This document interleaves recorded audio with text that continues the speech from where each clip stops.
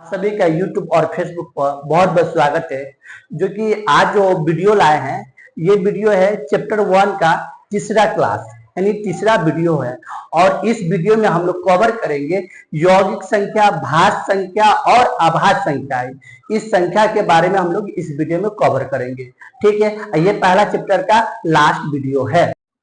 हाँ, देखेंगे हम लोग यौगिक संख्या या भाज्य संख्या किसे कहते हैं। ठीक है, इसका हम दो डिफिनेशन देंगे और दो डिफिनेशन बताएंगे। ठीक है, दोनों का सेंस कहने के वही जाता है। ठीक है, देखते हैं क्या है क्वेश्चन।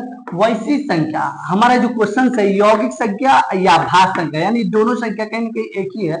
ठीक है, तो देखेंगे आगे। वैसी संख्या जो एक से, देखिए गौर से सुनिए, वैसी संख्या जो एक या अपने को छोड़कर, किसको, अपने को छोड़कर अन्य किसी संख्या से विभाज्य हो जाए, उससे क्या कहेंगे, भाज्य या यौगिक संख्या कहेंगे। क्या कहेंगे, भाज्य या यौगिक संख्या।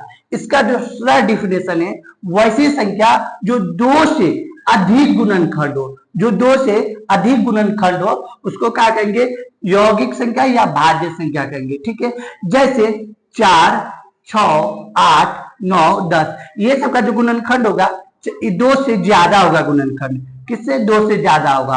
और इसको हम लोग एक से भी विभाज्य होगा और इसके अलावा छोड़कर भी क्या होगा, ये जो 4 के अलावा भी जो छोड़कर, 4 से भी छोड़कर मतलब 2 से भी भाग लग सकता है, ये भी लग सकता है।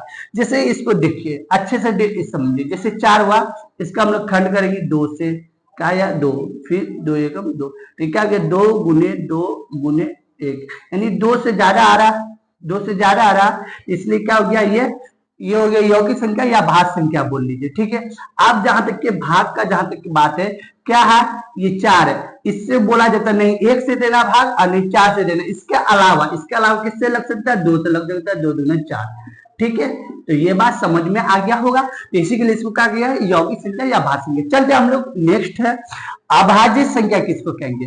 तो इसको देखिए, वैसी संख्या जो केवल, वैसी संख्या जो केवल और केवल एक से और अपने आप से विभाज्य हो जाए, उसे हम क्या कहेंगे, अभाज्य संख्या कहेंगे।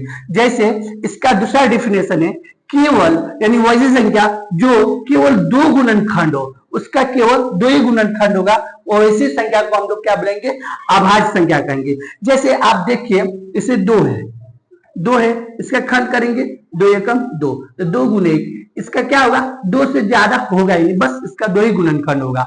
उसके बाद इसको देखेंगे हम लोग, ये डिफिनेशन के इससे 2 क्या बोला जाता है, एक से और अपने आप से, यानी 1 से लगाएंगे 2 में भाग, तो 2 बार में आएगा, कट जाएगा। और अपने से, स्वयं यानी अपने से, तो 2 से भी लगाएंगे तो 2 का 2 कट जाएगा।